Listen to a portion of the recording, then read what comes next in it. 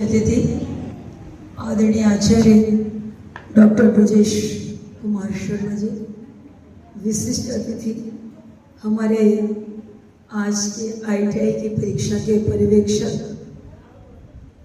और शासकीय विद्यापीठ के सम्मानीय प्रधानाचार्य श्री राजीव अग्रवाल जी, उपस्थित शिक्षक वर्ग, शिक्षिका वर्ग, हमारे आगंतुक अभिभावकगण और सभी बालिकाएं, सभी बच्चे बहुत ध्यान से बैठेंगे। बहुत तुम लोग कौन से ये बच्ची उसको बिल्कुल अनुशासन में सीधी कमर करके बैठेंगे। और अब बहुत काम की बात है, आपने गुरुकुल स्थापना आज आचार्य जी ने बहुत और आपने ये सारा कार्यक्रम देखा है। सूत्र रूप में समझने की आवश्यकता ये है कि ये कन्या गुरुकुल, ये याद होना चाहिए आपको, इसकी स्थापना को कितने वर्ष हो गए? 114। कितने? 1909 में हुई है इसकी स्थापना। हर बच्चे को पता होनी चाहिए। नए बच्चे आए बहुत सारे, तो आपको अपना गुरुकुल का फाउंडेशन पता होना चाहिए कि कौन से दिन आपके गुरुकुल की स्थापना हुई थी। तो कौन से में हुई? 1909 में। फिर 1909 में चलने के बाद ये गुरुकुल कुछ समय के लिए बंद हो गया, चलता रहा और बंद होता रहा। फिर 1931 में इसकी पुनर्स्थापना की, और पुनर्स्थापना किसके द्वारा हुई? महात्मा नारायण स्वामी जी के कर कमलों के द्वारा यज्ञ हुआ। और माता लक्ष्मी देवी जी ने एक कन्या जिनका नाम था दयावती माता, क्या नाम था? दयावती जी, उनको लेकर के उन्होंने इस कार्यक्रम को, इस कन्या गुरुकुल की शुरुआत की। तो इस कन्या गुरुकुल को चलाने के पीछे यहाँ तक की कहानी क्या रही, संक्षेप में समझ।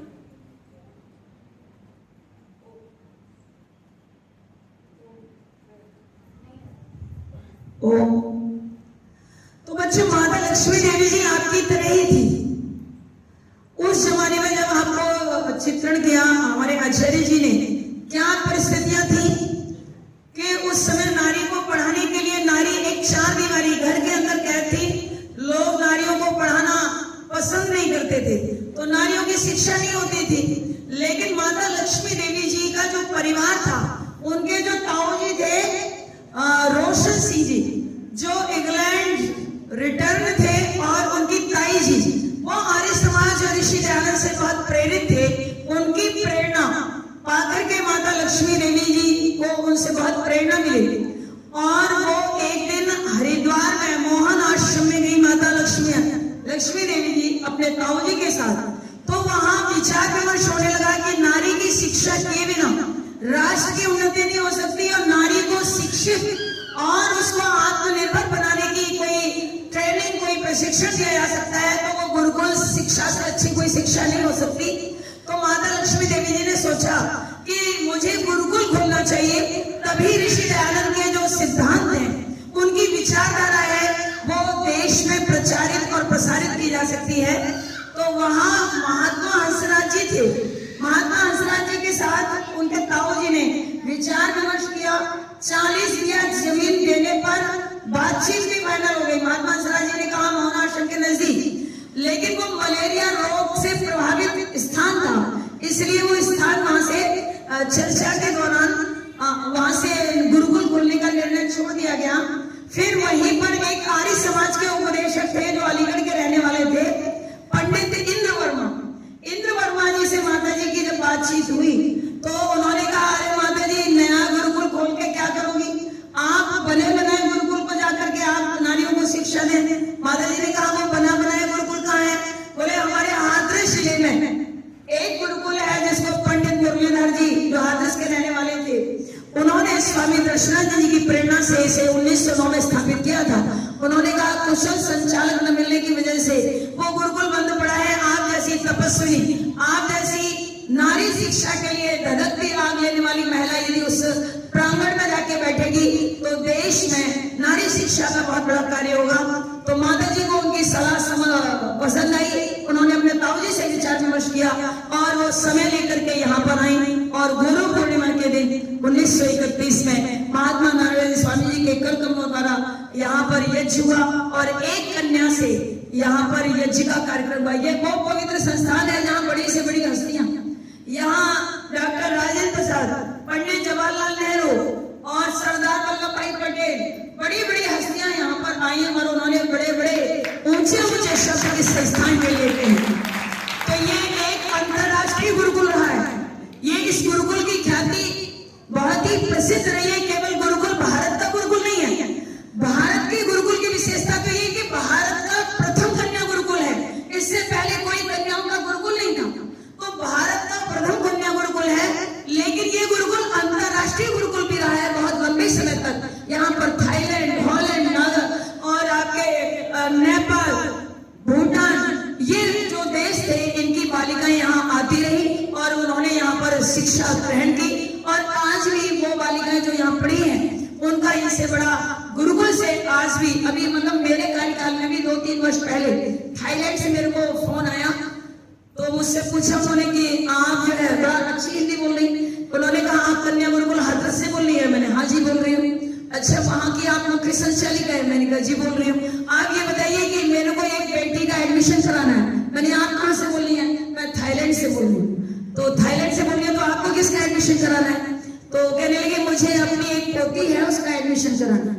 आपकी पोती कितनी बड़ी है? बोले 15 साल की है। मैंने कहा क्या उसको हिंदी आती है? बोले बहुत हिंदी नहीं आती है, लेकिन वो गुरुकुल में पढ़ लेगी ये मुझे पता है। तो मैंने कहा हिंदी आती नहीं तो फिर मैं उसे कौन सी क्लास में लूंगी? मेरे लिए वो बड़ा नया अनुभव था। तो वो कहने लगी ये तुम्हारा काम नहीं है, मैं भी उस गुरुकुल से मेरा संपर्क रहा है, वो मेरी पोती है, मैं उसको जरूर। और 6 महीने के लिए वो बालिका यहाँ रही और बहुत 6 महीने के अंदर ही, आज से 2-3 साल पहले आई थी और बहुत अच्छी हिंदी सीख करके यहाँ से वो चली गई। तो ये इस गुरुकुल का प्रताप और इस गुरुकुल का जो उत्पादन है वो देश में विदेश में यहाँ की छात्राएं, यहाँ की प्रथम स्नातिका माता सुशीला देवी योग, उन्होंने पुस्तक लिखी है गुरुकुल के लोग। उनके जो बेटे थे, देखिए आप गुरुकुल के संस्कार और देशभक्ति की ज्वाला यहाँ की बच्चियों में किस प्रकार से रही है। माता सुशीला देवी जी के 3 बेटे, एक हाई कोर्ट के चीफ जस्टिस, एक ही योग, और वो जब मुख्य न्यायाधीश थे वहां के हाई कोर्ट के इलाहाबाद के, तो जब कभी वो आते थे तो यहाँ पर एक बहुत बड़ी पुलिस फोर्स कन्या गुरुकुल से, क्योंकि उनकी माँ जो है वो गुरुकुल की पढ़ी हुई थी, तो वो हमेशा वो कहते थे हमारी माता जी ने हमको बड़े संस्कार दिए, हमें इस संस्था के लिए बड़ा करना है। तो बहन जी से वो संपर्क करते थे। जब वो पहली बार यहाँ आए, यहाँ गए, बच्चों की कक्षों को देखा, उन्होंने कहा मेरी माँ भी यहाँ पढ़ी थी। उन्होंने कहा बच्चों की कक्षों का निर्माण यहाँ सुविधाएं होनी चाहिए। तो ये कोटा स्टॉल लगाने का कार्य उस परिवार का बहुत बड़ा योगदान है। तो ये माता सुशीला देवी जी के संस्कारों का परिणाम है। उसके बाद उनके अभी दूसरे बेटे थे दिनेश कुमार योग, वो भी आए, बोले बहन जी मेरी बहुत आयु हो गई है। उन्होंने भी पूरा भ्रमण किया। वो कहने लगे कि मैं भी चाहता हूँ मेरी माता के लिए जो है हमारे कुछ समर्पण के भाव चलते चलते हमारी आयु बहुत हो चुकी है। इस संस्थान से ज्यादा पवित्र हम कुछ नहीं समझते। जिस माँ ने हमें संस्कार दे करके, वो बहुत बड़े सर्जन है, मतलब कितने बड़े जो है सर्जरी का कार्य बहुत बड़ा उनका नर्सिंग होम रहा मेरठ के अंदर, और वो सरकारी सर्जन भी रहे। तो ऐसे ऐसे हमारी जो गुरुकुल की छात्राएं रही हैं, उनके संस्कार इसके प्रति।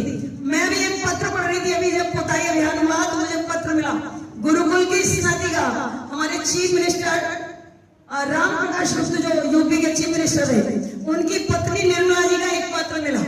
उन्होंने लिखा संचालिका महोदया, अभी मैं ये चाहती हूँ कि गुरुकुल का संचालन ठीक चल रहा होगा, पर गुरुकुल में धन का अभाव रहता है और इस समय वो मुख्यमंत्री हैं और मैं उस निधि से कुछ गुरुकुल को सहयोग करना चाहती हूँ, कृपया आप आकर के संपर्क करें। तो माता जी कमला जी के साथ मुझे उनके पास जाने का अवसर मिला और ITI के भवन का निर्माण उन्हीं की निधि के द्वारा हुआ है।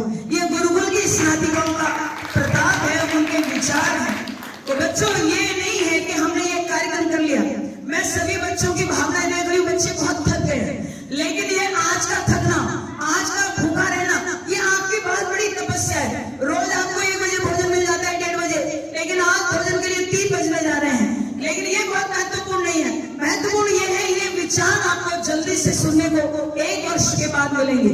तो आपने ये जो भोग को सहा है, आप तो छोटे छोटे बच्चों के मुंह कुमला रहे हैं, भोजन में देरी हो गई है, लेकिन ये आपका एक बहुत बड़ा तप है, ये आपकी बहुत बड़ी तपस्या है जो जीवन में आपका बहुत बड़ा निर्माण करेगी, बहुत बड़े पद पर पहुंचाएगी और बहुत बड़ा आपका उत्थान करेगी। तो ये सारे जो विचार बनाए हैं, तो हमारी गुरुकुल की प्रधान संचालिका माता लक्ष्मी देवी जी, उनको हम सभी गुरुकुल परिवार के लोग उनको कोटिशः हृदय से नमन करते हैं। माता अक्षय कुमारी जी को, कुल पिता आचार्य महेंद्र प्रताप शास्त्री जी को, ये हमारी वो विभूतियां हैं जिन्होंने हमारे जीवन के निर्माण में एक कुंभकार का रोल अदा किया है। जैसे कुम्हार घड़े का निर्माण करता है तो क्या करता है, एक हाथ नीचे लगा लेता है और ऊपर से उस घड़े को आकार देता है, ऊपर से ठुकाई करता है। जो अच्छे गुरु लोग होते हैं, अच्छे आचार्य होते हैं, अच्छी आचार्य होती हैं, वो भी आपके साथ ऐसा ही व्यवहार करते हैं,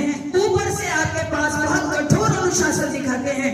लेकिन जैसे आपने नारियल देखा है, नारियल का रूप कैसा होता है, नारियल बाहर से बड़ा घनघोर दिखाई देता है, बड़ा कठोर होता है, लेकिन नारियल के अंदर का जो फल है वो कितना अच्छा होता है, कितना मीठा होता है। तो जो गुरुकुल के जो आचार्य होते हैं, आचार्य होती हैं, वो बाहर से बहुत कठोर अनुशासन आपको देते हैं, आपके बाध्यता करते हैं, आपको 4 बजे उठना है, आपको नियम पर चलना है, आपको ऐसे नहीं बोलना है, आपको बहुत सारी मर्यादाएं आचार्य और आचार्यों के द्वारा लगाई जाती हैं। लेकिन ये मर्यादाएं ही आपके जीवन का विकास, उत्थान और निर्माण करती हैं। तो आज इस गुरुकुल जन्मोत्सव के कार्यक्रम पर हम उन 3 पुण्य आत्माओं को, माता कमला जी को, माता अक्षय कुमारी शास्त्री को और कुल पिता आचार्य महेंद्र प्रताप शास्त्री को, और इस गुरुकुल की प्राण और आत्मा माता लक्ष्मी देवी जी, जिन्होंने अथाह संघर्ष करके इस संस्था को चलाया, उन सब पुण्य आत्माओं को हम हृदय से गहरी भावों के साथ श्रद्धांजलि देते हैं। और ये श्रद्धांजलि केवल भाव से नहीं, हम कार्यों से देंगे, और उनके जो भाव हैं, उनके विचार हैं, उनके लगाए हुए इस पौधे को हम एक विस्तार देंगे, उनकी विचारों को, उनकी भावनाओं को, उनके कार्य क्षेत्रों में और ऋषि दयानंद की विचारधारा को पूरे समाज में फैला करके अपने जीवन का भी निर्माण करेंगे और समाज में भी एक भटके हुए को। आपने देखा एक गीत गाया था सुबह हमने, प्राणों से हमको प्यारा कुल हो यही हमारा, और अंत में उस गीत में क्या थी, दीनों का हो सहारा, भटकों का मार्गदर्शक, दीनों का हो सहारा। तो ये हमारा जो कुल है, ये जो गुरुकुल है, ये हमारे जो परेशान महिलाएं होती हैं, लड़कियां होती हैं, उनको यहाँ आश्रय मिलता है, उन्हें यहाँ सहारा मिलता है। जो लोग पथ से भ्रष्ट हो जाते हैं, उन्हें मार्गदर्शन भी मिलता है। तो ऐसी पुण्य आत्माओं ने जो वृक्ष लगाया था, उस वृक्ष को हम एक विस्तार देंगे, ऐसा हमारा विश्वास है, ऐसी हमारी उनके प्रति श्रद्धा है। तो आप लोगों का, हमारे जो अतिथि है, उनका गुरुकुल परिवार की ओर से बहुत बहुत आभार, धन्यवाद, और उनकी बहुत ही आभारी हूँ कि हमारे परीक्षक महोदय ने हमारे इस कार्यक्रम की शोभा को बढ़ाया।